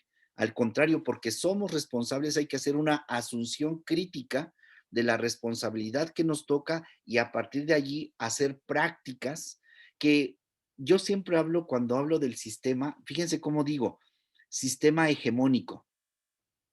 Cuando los zapatistas empezaron a hablar mucho de otro mundo es posible, yo al principio, pues sí, tomé el planteamiento y dije, sí, otro mundo es posible. Pero después reflexionando un poco dije, no, no, ¿cómo que es posible? No es que, pero posible como se plantea es que es como en un futuro. Luchemos porque otro mundo es posible. No, no es posible. Está siendo ya. Está siendo ya en la medida que asumimos actitudes, comportamientos, maneras de ser y de relacionarnos. Que no sea hegemónico, esa es otra cosa. Esa es otra cosa. Pero el planteamiento de que otro mundo va a ser posible en un futuro, no, ya está siendo y tan está siendo que es lo que ha permitido que el mundo, aún a pesar de esta lógica de reproducción burgués capitalista de 5 siglos y que no para y que seguimos como estúpidos, con una mendacidad teórica, con una estupidez epistemológica, seguimos caminando en esa vía. Y tiene razón el profesor Dussel, vamos al suicidio colectivo, pero hay luchas, hay resistencias, hay prácticas ancestrales en todas las culturas, incluso en lo europeo. Yo lo que trato de hacer es recuperar, y yo creo que eso ha sido parte de nuestro trabajo ahí con Peter, de lo que hemos escrito, es recuperar las prácticas, las actitudes, las creencias, las organizaciones que permiten resistencia. El Frente Popular, pues siempre que hace una práctica no burgués capitalista, machista, impositiva y excluyente, sino crítica de emancipación, de reivindicación de los derechos de las víctimas, pues está haciendo posible ya el mundo que anhelamos. Y también ahora retomo el cristianismo. El cristianismo también tiene elementos positivos importantísimos. Cuando el cristianismo dice el reino de Dios ya, pero todavía no, es lo que está diciendo. El reino de Dios se hace ya cuando asumimos una actitud de justicia. Ahí ya hay reino. O sea, hay justicia, libertad, democracia y alegría de vivir del ser humano. Pero también lo dice el Islam, también lo dice el budismo. Y tenemos que tener una lectura muy amplia de la realidad para que, y aquí respondo un poco, José, tu interpelación. Decías, ¿con qué nos quedamos? Pues primero, el tomar conciencia de la realidad, dice Marx. Ese ya es el primer paso. El hecho de pensar de manera distinta la realidad ya es transformar la realidad. El vínculo entre teoría y praxis, no hay un dualismo epistemológico, político, sino está interretrorelacionado. Entonces, ¿qué es lo que precisamos? Encontrar todos los elementos crítico-emancipadores en las diferentes prácticas culturales humanas, hacer una asunción de ellas y desplegarlas. Encontrar prácticas de liberación y de emancipación y decir, esa práctica que están haciendo las compañeras en la Ciudad de México, en Tamaulipas, en Sonora, resistiendo, buscando a sus desaparecidos, reivindicando sus derechos como niñas, como jovencitas, a un espacio público seguro. Esa es mi lucha, ese es mi problema, eso es también mío. Y yo voy generando una corriente de opinión que favorece esa práctica y esa lucha. Y cuando yo escucho que alguien dice, no, esas pinches viejas que dicen, a ver, compañero, a ver, ¿por qué? ¿Con base en qué? Entonces interpelo y voy poniendo límites, voy haciendo política que buscan orientar la voluntad hacia un camino. Por ejemplo, así de básico y simple, José, compañeras, compañeros. Y ahorita le doy la palabra al Quinconce, que no sé si quién sea, ahorita se las doy con mucho gusto. Por ejemplo, José, el simple hecho cuando dicen en clase, estamos en clase y dicen los estudiantes, dicen, es que en el continente europeo, pum, pum, pum, sospechómetro. Europa no es continente. Europa no es continente ni geográficamente, porque es una península del extremo occidente del continente asiático. Así de simple. Pero no solamente no es continente geográficamente hablando, sino culturalmente no es continente. Europa mama, toma, retoma, despliega el planteamiento del punto de nacimiento de esa cultura que tiene su origen en la región del Indostán, se desplaza por la zona de Persia, se despliega con los hititas, o sea, su horizonte cultural de origen es asiático, pero tampoco le pertenece ni siquiera teóricamente, porque Europa es la hija de unos reyes de Fenicia semitas, y empezamos a deconstruir, José. Y es lo que tenemos que ir haciendo, ir buscando, deconstruyendo, desmontando críticamente los diferentes planteamientos, incluso indígenas, de pueblos originarios. Tenemos que decir, a ver si estamos de acuerdo con el tema del rostro y el corazón, la personalidad y la comunidad, pero no estamos de acuerdo con los gandayas en esto. Y por supuesto que lo dijiste muy bien, el machismo, el patriarcalismo no es exclusivo de un horizonte cultural ni de una clase social. Justo el machismo,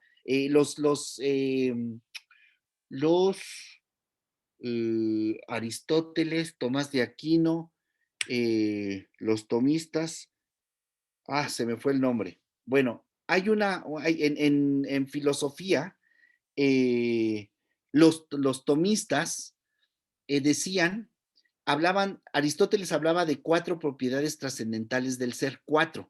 O sea, siempre que hablemos de cualquier ser vamos a encontrar estas 4 propiedades trascendentales. El ser es uno, bueno, bello y verdadero. Estas son las 4 propiedades trascendentales del ser. ¿Qué quiere decir 4 propiedades trascendentales? Que siempre que hablemos del ser, en tanto ser va a ser uno, bueno, bello y verdadero. Bueno, analógicamente hablando, el sistema hegemónico vigente tiene 3 propiedades trascendentales. Siempre que hablamos de un sistema hegemónico, es decir, que detenta el poder como dominación. Dominación viene de dominus domini. Dominus domini en latín quiere decir señor. Es el ejercicio del poder desde la concepción machista, violenta. Bueno, todo sistema hegemónico tiene 3 propiedades trascendentales. Es machista, impositivo y excluyente. Violento en última instancia.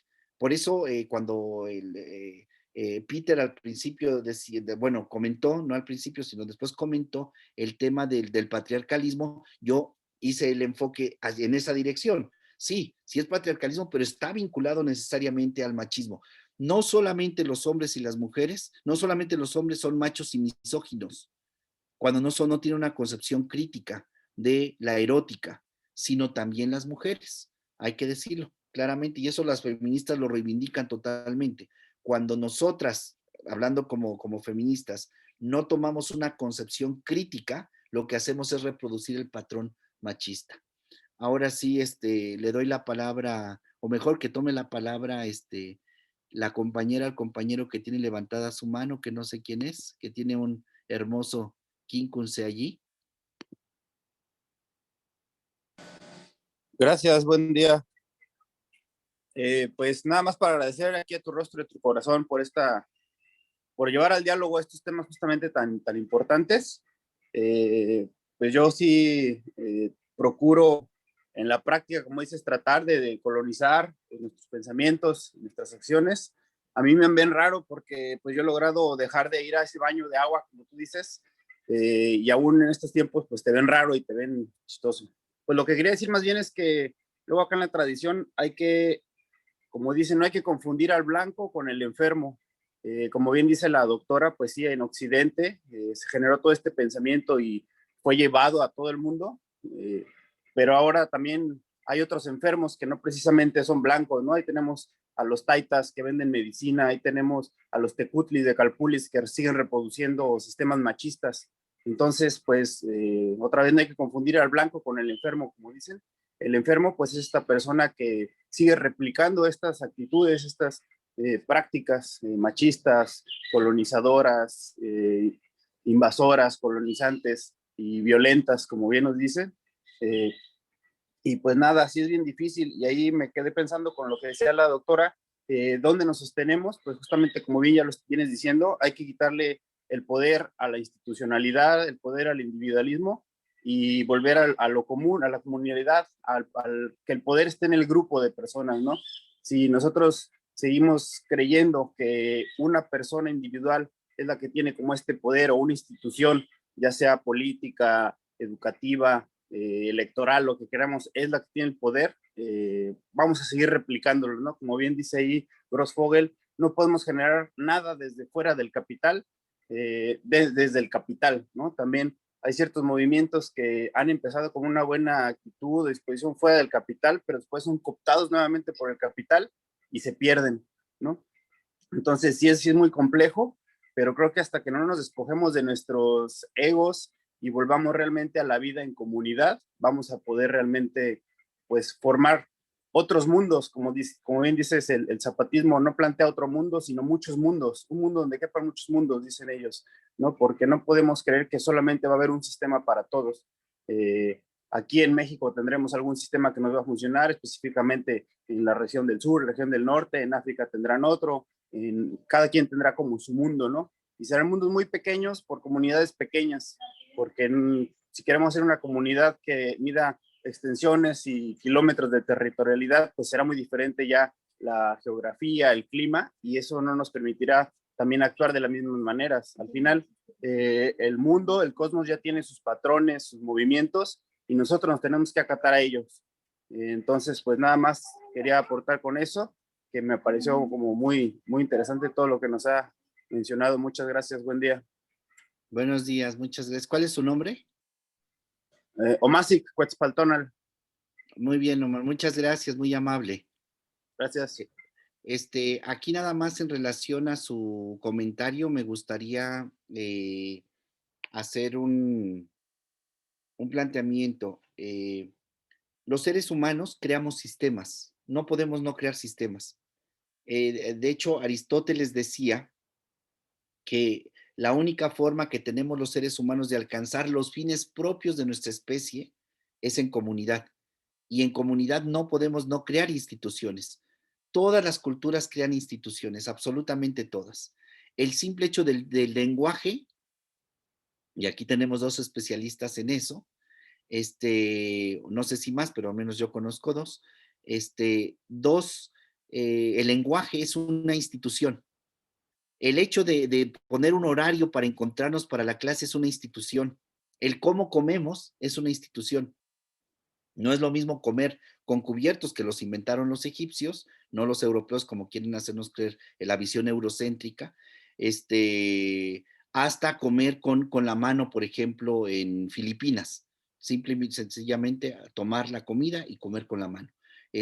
Son instituciones. Entonces, los seres humanos, porque vivimos en comunidad, creamos instituciones. Ahora, todas las instituciones y todo sistema, aún el sistema hegemónico vigente, burgués capitalista, esta es una muy buena noticia que les tengo que dar, compañeros. Es un evangelion, se dice en griego, una buena noticia. La buena noticia es que todo sistema no es perfecto. Tiene pretensión de perfección.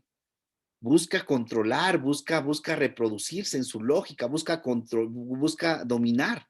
Pero todo sistema, aún nosotros mismos como personas, necesitaríamos una inteligencia infinita, una velocidad infinita para tener el sistema perfecto. Y eso no existe, porque los sistemas los creamos humanos y los humanos tenemos limitantes. Los humanos somos seres inacabados. Los humanos somos seres que estamos en un proceso de hacernos y sernos en la medida que somos y nos hacemos. Entonces, no existe el sistema perfecto. Entonces, tenemos que encontrar esas grietas que tiene el sistema hegemónico para buscar esos nichos donde podemos generar procesos de transformación, donde podemos generar procesos, y procesos, recuerden ustedes, quiere decir etapas, donde podemos desplegar esas líneas que nos permiten resistir en algunos momentos. Por ejemplo, pensemos durante todo el periodo neoliberal. Fue un proceso de resistencia, y íbamos viendo cómo se desmontaba el estado de bienestar social, íbamos viendo cómo se acababa un sistema educativo, cómo se acababa un sistema agrario, que realmente pues se acabó. Nuestra dependencia alimentaria es de un 80% a nivel nacional. Imagínense lo que eso significa, nuestra dependencia energética, etcétera, etcétera. Pero también vayamos viendo que hay procesos de lucha de los obreros, de los campesinos, de las mujeres, de los jóvenes, de los estudiantes, etcétera, etcétera, de los hermanos indígenas que están resistiendo y haciendo prácticas distintas. Pero, mi querido Omar, yo creo que sí tenemos que tener esa pretensión de hacerlo lo más amplio, porque todos tenemos la pretensión de que la práctica de justicia que realizamos, pues sea una práctica de justicia para todas y para todos. Tenemos la intención de que nuestra práctica de respeto y reconocimiento hacia las compañeras no se quede solamente en el ámbito de mi hogar, Para dentro de mi casa, sí, respeto y reconocimiento a mi mamá, a mi tía, a mi prima, a mi hija, a mi sobrina. Pero para afuera, pues yo puedo chiflarles, puedo decir lo que les puedo decir lo que yo quiera, puedo ir a pagar sus servicios, reproducir una visión de dominación en la prostitución, etcétera, etcétera. Pues sí, puede ser eso, pero no, ese es justo, ese es el tema que tenemos que estar revisando una y otra vez cuando yo hablaba del discernimiento comunitario, que el tema de la actitud de respeto y reconocimiento es principio coherencia. Es decir, yo como dirigente, yo como educador popular, yo como papá, yo como hijo, yo como hermano, yo como primo, como tío, etcétera. Y si ya hemos cometido el error de abuso, de ser abusadores, de ser violentos con las compañeras, pues tenemos que hacerle justicia al pasado. Ese es Benjamin, y eso es teoría crítica, y es una visión anti-eurocéntrica. Tenemos que hacerle justicia a nuestro pasado. Por eso me encantó eso que dijo la doctora José, yo pongo el perdón por enfrente. Pues sí, tenemos que solicitar el perdón y también tenemos que perdonar para sanarnos, pero perdonar no significa borrón y cuenta nueva. Perdón significa hacerle justicia al pasado, es decir, resarcir el mal que hemos hecho, en la medida de nuestras posibilidades, evidentemente. Bien, pues todo esto, compañeras, compañeros, es una visión, dice el profesor Bolívar Echeverría, es una visión epistemológica, pero ahora desde el pensamiento indígena diríamos no solamente es epistemológica. Epistemología viene de dos palabras, epi, arriba, y pistis, creencia. No es solamente una actitud arriba de las creencias, no solamente, es también con las creencias. Y eso es lo que nosotros con el doctor Reigadas hemos desplegado en un análisis que hice de un texto indígena del siglo XVI, en el análisis semiótico del texto, hice exégesis y hermenéutica, y encontré una categoría que es el mati. Mati en náhuatl quiere decir sentipensar. Es el tema del sentipensar. El mati, sentimos y pensamos al mismo tiempo. No podemos disasociar nuestro sentir del pensamiento ni el pensamiento del sentir. Están interretrorelacionados. Por eso nosotras y nosotros sentipensamos. Si logramos o proponemos en algunos momentos separarlos, es como una cuestión propedéutica, es una cuestión metodológica, es un procedimiento, pero en la realidad eso está interretrorelacionado. Digo esto porque el profesor Bolívar Echeverría dice que hay una blanquitud epistemológica. Mientras no quitemos la blanquitud epistemológica, es decir, la visión eurocéntrica, machista, falocéntrica, androcéntrica, violenta en última instancia, lo vamos a seguir reproduciendo. Por eso tenemos que hacer un desmontaje crítico y también en el ejercicio del poder de las organizaciones de izquierda. Yo les decía al principio que no hay diferencia, ninguna diferencia. La compañera, y peor aún, la compañera que sufre la violencia desde un compañero, el acoso sexual desde un compañero de izquierda todavía es más tremendo. Y es más tremendo porque, ojo, no es lo mismo derecha que izquierda. La derecha tiene intereses, la izquierda tiene principios, y cuando perdemos los principios estamos en una severa crisis. Bien. Hugo Lu, por favor.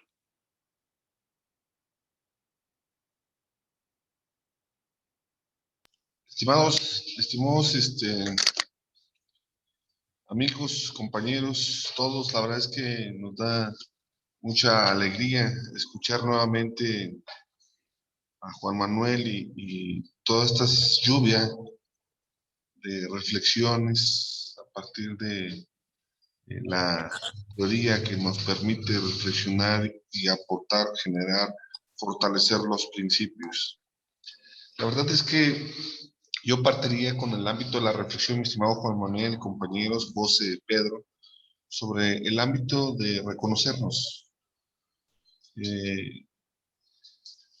como elemento de la multiculturalidad, del espacio donde nos desarrollamos y generamos participación social, y que en este elemento fundamental vivimos de manera constante el asunto de la violencia. Y partiríamos sobre una reflexión en el ámbito de la violencia que nosotros mismos pudiésemos desarrollar y nos enfrentamos para combatir otra violencia, y que en este sentido, ¿cómo nos reconocemos a partir de estas visiones eurocéntricas, pero además sobre este sentido de las cortinas de humo de la realidad en que nos vende el ámbito del capitalismo, el ámbito de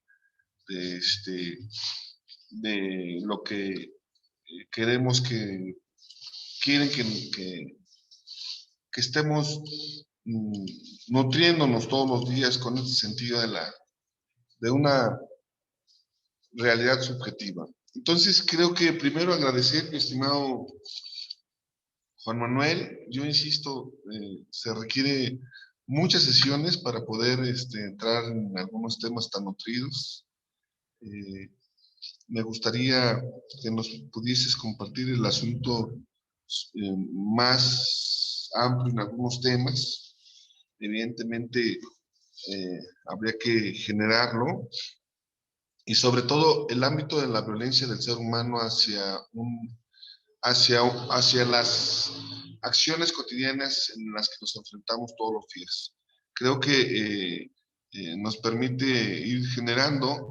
Vamos a tener nuestra asamblea el próximo fin de semana. Ojalá y hubiese oportunidad que nos mandes un saludo sobre estos temas tan nutridos y la necesidad de buscar formas de pensamientos que permitan la resistencia y construir desde lo más pequeño hasta lo más grande. Pudiese ser de que sí, el mundo sí es posible, pero tendremos que desarrollarlo y construirlo desde ahorita. En este ámbito de las imágenes, había una película que tú comentaste, yo pongo en ámbitos más, más cotidianos, el asunto de Matrix, una película de los años 80 donde si tú quieres ver un mundo diferente, lo tienes que construir a partir del elemento fundamental de la conciencia. Si no, te van a seguir vendiendo lo que quieres consumir, lo que quieres generar, un proceso de fortalecimiento del capitalismo. Creo que nos hace falta mucha reflexión. Agradezco de todo corazón estas sesiones. Agradezco a Pedro y a José y a todos sus compañeros que nos puedan acompañar el día de hoy. El fin de semana tenemos nuestra Asamblea Nacional de Delegados en Morelos. Ojalá nos puedas mandar un mensaje. Si nos quieres acompañar, estaríamos encantados de que tenerte por ahí, e incluso para saludarte de manera personal. Les mando un súper abrazo a todos. De verdad que es enriquecedor todos estos elementos que nos permiten en el ámbito de la reflexión. Gracias a todos y excelente y maravilloso día. Pues muchas gracias, Hugo. Pues yo me alegro muchísimo y qué bueno que tienen la próxima semana su congreso, su asamblea. Eso es buenísimo, es encontrarse, hay que clarificar conceptos, hay que discernir hacia dónde caminar y con una visión anti-eurocéntrica. Entonces hay que plantearnos una visión mundial, no eurocéntrica, sino mundial, donde también lo eurocéntrico, como ya he dicho, está operando en nosotras y en nosotros. No podemos decir, al carajo con eso del euro. No, espérense, lo europeo, no lo eurocéntrico, son dos cosas distintas. Lo europeo y lo eurocéntrico son distintas. Lo eurocéntrico es la ideología con toda esta violencia que incluye, y lo europeo es este horizonte de comprensión. Miren ahora que están las compañeras y los compañeros zapatistas allá en Europa, cómo tienen el recibimiento de sectores de lucha, de resistencia, que están pensando desde otro lugar las cosas y que dicen, no, tenemos que asumir la responsabilidad que nos compete a nosotras y a nosotros como ciudadanos del mundo. Ahora estamos desde nuestras diferentes culturas, ahora somos ciudadanas y ciudadanos del mundo. Entonces, el desafío, compañeras y compañeros, está allí, y el asunto es, di un curso de hermenéutica crítica en la universidad y tomamos como ejemplo, ahorita que Hugo traía a colación otras películas, nosotros tomamos como ejemplo las canciones y les enseñé a los compañeros y a las compañeras cómo poder ser hermenéutica de las canciones. se fueron el fin de semana, su tarea era que tenían que escuchar música y analizar los contenidos. Entonces, el lunes llegan a clase las compañeras y me dicen, Juan Manuel, ya no queremos saber nada de las canciones ni vamos a bailar. Y les digo, ¿pero por qué? ¿Qué pasó? Dicen, mira cuánto machismo, cuánta violencia, que esta noche cena Pancho y que voy a pasar con tu vecina y luego paso con tu esposa, etcétera, etcétera. Y entonces decían, ya no queremos escuchar esa música, ni bailar esa. Les digo, no. Les digo, no va por ahí el asunto. El asunto es que sepamos qué estamos bailando y por qué lo estamos bailando. Y que tengamos la capacidad, entonces sí, de deconstruir eso y recrearlo desde un horizonte de comprensión distinto. Entonces, las herramientas teórico-críticas que vamos recibiendo, y yo digo, qué fantástica idea, y los felicito como CIET y los felicito como Frente, porque dar formación, el proceso de formación permanente y de autocrítica en las instituciones, en las organizaciones, es fundamental. Institución, organización, que no está en un constante proceso de formación permanente, lo que tiende a hacer, y esto es lo más normal del mundo, nosotros mismos lo hacemos, lo que hacemos es reproducir patrones y generalmente no son los mejores patrones porque no les hemos pasado el cepillo a contrapelo.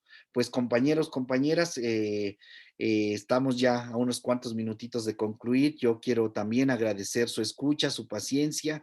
Yo sé que a veces es duro el tema, pero hay que tomar en serio. Hay que tomar en serio. Y yo reivindico muchísimo a Marx, reivindico muchísimo a Benjamin cuando dicen, y al planteamiento feminista, cuando dicen, la crítica al sistema comienza por la crítica a la religión. Hay que tomar muy en serio a la religión. Desde izquierda somos muy arrogantes. Pensamos que porque somos de izquierda ya no somos creyentes. Al contrario, están igual que las muchachas que ya no quieren bailar, no, al revés. Hay que bailar y hay que meternos a la religión y reivindicar todo nuestro planteamiento religioso porque ya está en nosotras, en nosotros. Lo que hay que hacer es pasarle el cepillo a contrapelo porque la dimensión religiosa es una dimensión humana y lo que es humano no nos tiene que ser extraño, porque como dirían por ahí, un lema de una universidad que ahí resiste, nada humano nos es ajeno, y nosotros diríamos, no cualquier cosa humana, nada humano de las víctimas nos es ajeno y asumimos nuestra responsabilidad. Peter, pues muchísimas gracias por la oportunidad. No se escucha, José. Ay, perdón. Ahora sí. ¿Ya se escucha? ¿Se escucha mejor? Muchísimo mejor. Sí, el logo el eslogan, perdón, de nosotros, o la frase célebre de nosotros, es una frase de la cultura bantú africana que dice, yo soy porque nosotros somos.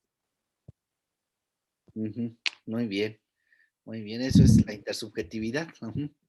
Pues Peter, muchísimas gracias. Hugo, Omasic, Jorge, Esiet, Adolfo, Mayra, Pamela, qué bueno que se apareció Pamela, Ruth, Giovanni, Pau, Lara, Silvia, Flor, Elías, Octavio, Bilbao, Ivonne, Jocelyn, Juan, Luna, Aurora, muchísimas gracias por haber estado. Carlos, Daniela, San Luis Potosí, Miguel, Raúl, muchas gracias. Adelante, Peter.